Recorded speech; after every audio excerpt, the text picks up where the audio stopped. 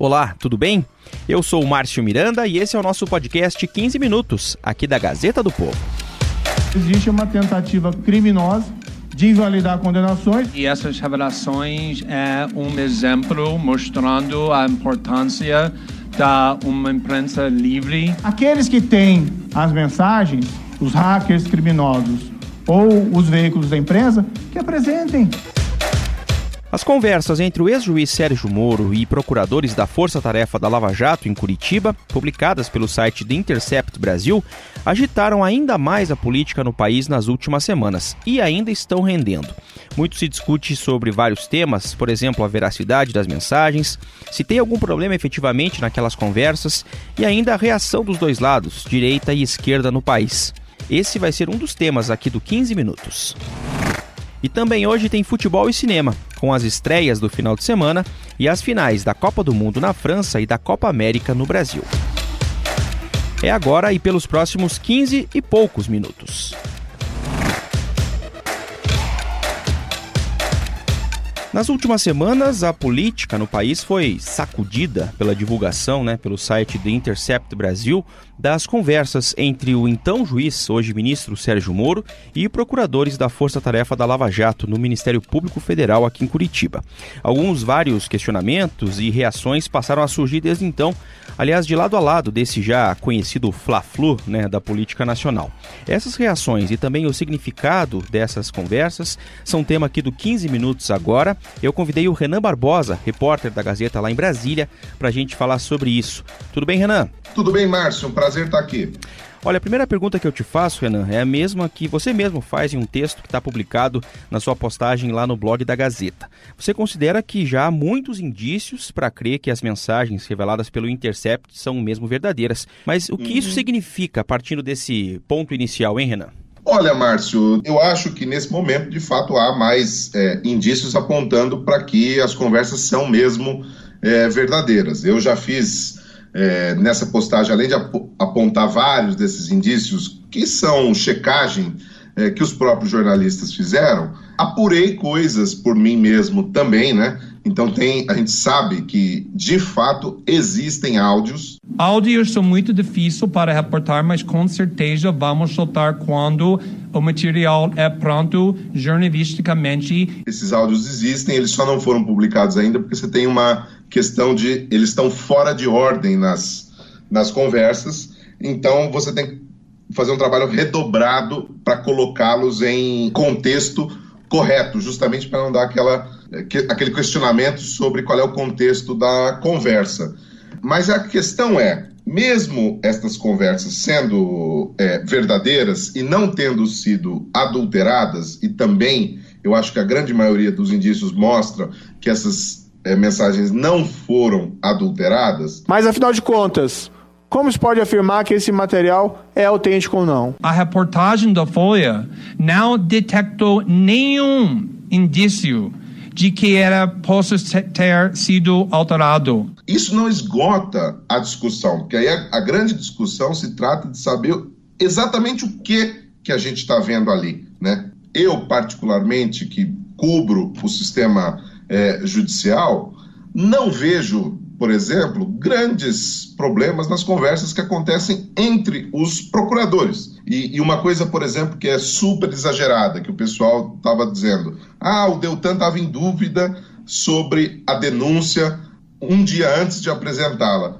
As provas do caso Triplex embasaram a acusação porque elas eram robustas, e tanto eram robustas que 9 julgadores e 3 instâncias diferentes concordaram com a robustez das provas e condenaram o ex-presidente Lula.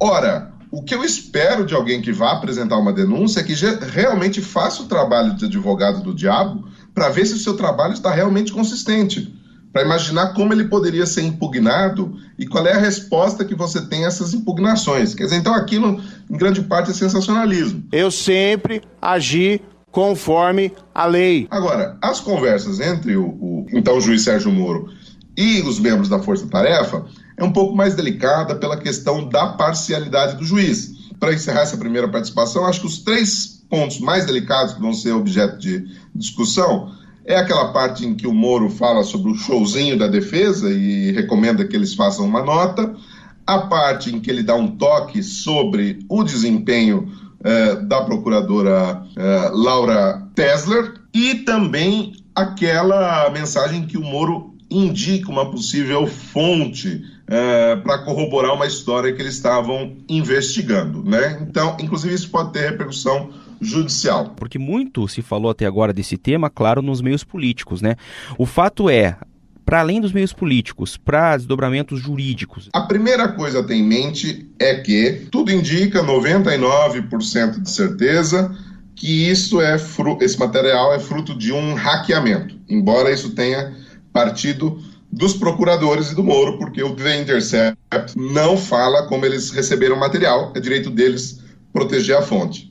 A única coisa que nós fizemos foi receber os documentos que essa fonte já pegou. Não tinha nenhum outro envolvimento no processo obtendo esses documentos, exceto recebendo documentos.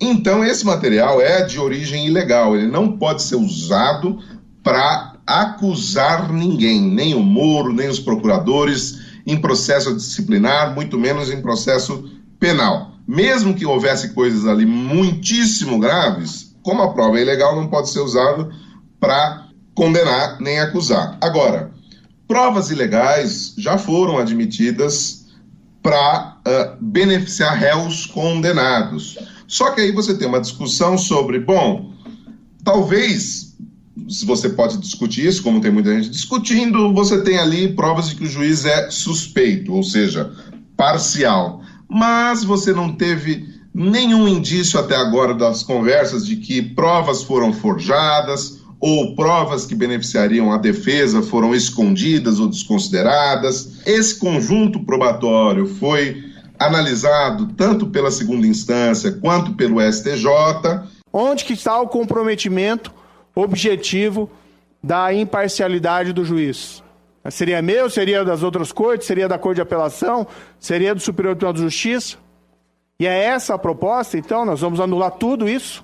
Anular toda a Operação Lava Jato? Então, na verdade, essa nulidade ela está sanada. É uma discussão jurídica que, no caso do Lula, vai aparecer. A gente precisa ver como é que isso vai assentar na opinião pública para ter certeza de quanto que a Justiça vai escolher pisar no acelerador ou no freio. A questão é que, pelo que a segunda turma já discutiu no caso do Lula, naquela terça-feira em que ficou solta ou não solta de novo, eles podem, se quiserem, escolher soltar o Lula, declarar o Moro suspeito, sem recorrer às mensagens formalmente. De fato, há elementos, independentemente dos dados até aqui fornecidos pelo The Intercept. Independentemente disso, estou dizendo apenas de fatos que já constam dos autos. Muito embora a gente saiba que na cabeça deles já teve impacto, essas mensagens já tiveram impacto na cabeça deles. Então, mesmo que eles digam que estão considerando o Moro suspeito sem considerar formalmente as mensagens, de fato a gente sabe que eles vão estar considerando. O efeito disso já está correndo. Renan, obrigado. Até a próxima. Obrigado, Márcio. Olha, ainda sobre o tema, o ministro Sérgio Moro divulgou nesta sexta-feira uma nota na qual ele mais uma vez não reconheceu a veracidade de conversas publicadas, dessa vez pela revista Veja. Entre essas novas informações divulgadas em parceria com o site The Intercept, estão, por exemplo, uma suposta indicação do então juiz Moro aos procuradores para que eles incluíssem uma prova em um dos processos da Lava Jato. O então juiz teria também mandado acelerar ou retardar operações e feito certa pressão para que alguns acordos de delação não andassem. A reportagem cita, por exemplo, o caso envolvendo o ex-deputado Eduardo Cunha. Isso tudo, repito, está numa reportagem publicada pela revista Veja dessa sexta. E a Holanda vai para a primeira final de Copa Feminina. Com a vitória por 2-1, os Estados Unidos chegam à quinta final em 8 Copas do Mundo. Qual será que é o grande evento do final de semana esportivo, hein? A final da Copa do Mundo ou a final da Copa América? Parece claro que a final da Copa do Mundo feminina tem muito mais peso, afinal é uma Copa. Mas a presença do Brasil na final da Copa América também garante as atenções voltadas para o torneio sul-americano. Bom, para falar sobre tudo isso, eu convidei aqui a Lara Mota, repórter de esportes aqui da Gazeta. Marta. Ô Lara, esse ano tá sendo diferente, né? Um marco, dá pra dizer que é um marco pra Copa do Mundo feminina lá na França? Não tenho dúvidas, Márcio, porque o Brasil pela primeira vez teve um campeonato desse porte, uma Copa do Mundo, televisionado, mostrado para o país inteiro em TV aberta. Isso nunca tinha acontecido, então teve um alcance muito maior. As pessoas que não estavam habituadas com a seleção brasileira e com outros nomes, fora Marta, fora Formiga, descobriram outras jogadoras. Descobriram que a Cristiane também tem uma história legal no futebol. E passaram a ter um pouco mais de contato, a ver como é que é o jogo. Tem muita lenda ainda, né, sobre o futebol feminino. Falam que o jogo é mais lento, que não tem a mesma pegada do masculino. É lógico que tem diferenças, mas quem pôde acompanhar as partidas dessa Copa do Mundo na França percebeu que o futebol feminino evoluiu muito e que está muito bacana de assistir. Como a gente falou, como você disse, né, teve aí esse alcance maior esse ano. Mas aí vem a segunda parte, talvez, dessa história, e eu até queria lembrar aqui o desabafo que a Marta fez depois da eliminação do Brasil, né, no jogo contra a França. Não vai ter uma Formiga para sempre, não vai ter uma Marta para sempre, não vai ter uma Cristiane. E o futebol feminino depende de vocês para sobreviver. Então pense nisso, valorize mais. Reclamou e citou a necessidade de mais apoio e mais tentativas, até das próprias atletas, né, conseguirem mais, uma força maior para conseguir chegar a conquistar, talvez um dia, uma Copa do Mundo para o Brasil. E aí a dúvida que fica em relação ao futebol feminino é essa, Lara, será que a gente já está pronto para partir para o próximo passo? E mais, o que falta será para chegar a esse próximo passo, que seria um desenvolvimento maior do esporte aqui dentro do país? Está caminhando para isso, a passos lentos, é verdade, mas está caminhando para isso. Futebol feminino no Brasil até pouco tempo era proibido, se você for comparar com o masculino. Claro que a gente sempre vai estar atrasado, mas, por exemplo, já tem a obrigatoriedade de que os times da Série A do Campeonato Brasileiro, eles tenham equipes femininas. Já tem a obrigatoriedade dos times que vão disputar a Libertadores, tenham equipes femininas. Talvez não seja o ideal você obrigar, você forçar a ter, mas é assim que funciona. E assim as equipes estão se formando, mais meninas estão tendo espaço para começar. Os grandes clubes têm tido jogadoras indo para o futebol europeu, indo para fora do Brasil, alguns até repatriando, né? O Corinthians agora trouxe a Tamires, lateral da seleção, que estava na Europa, de volta para o Brasil. Então o caminho é esse, assim, tem que continuar tendo visibilidade, Márcio, porque a visibilidade é o que faz diferença. Acho que é isso que mais vai funcionar para esse apelo da Marta, para que se formem novas Martas, novas Cristianes, novas Formigas. A gente tem que continuar falando de futebol feminino, assistindo futebol feminino, para que ele realmente tenha mercado, mostre que ele é um produto que tem repercussão, que é consumido, para que as empresas e os clubes apostem nele. Bom, também tem no final de semana e também no domingo, tem Brasil e Peru, final da Copa América. Se fosse, hipoteticamente, no mesmo horário, os dois jogos, fosse Brasil e Peru, Copa América, e Estados Unidos e Holanda pela final da Copa do Mundo Feminina, qual jogo a gente iria assistir, hein, Lara?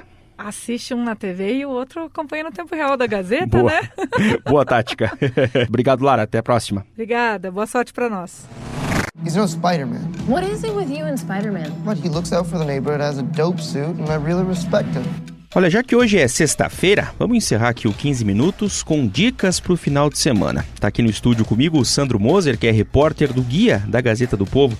Tudo bem, Sandro? Obrigado por estar aqui no 15 Minutos. Tudo bom, Márcio? É o primeiro final de semana de julho agora, né? E, portanto, um mês de férias escolares. E isso tem tudo a ver com a programação de cinema, né, Sandro? Exatamente. Esse momento é muito esperado aí pela indústria, por todo o mercado dos cinemas, dos distribuidores. Então, o julho é o filé mignon aí dos lançamentos, principalmente para o público, vamos chamar de infanto-juvenil ou adolescente, né?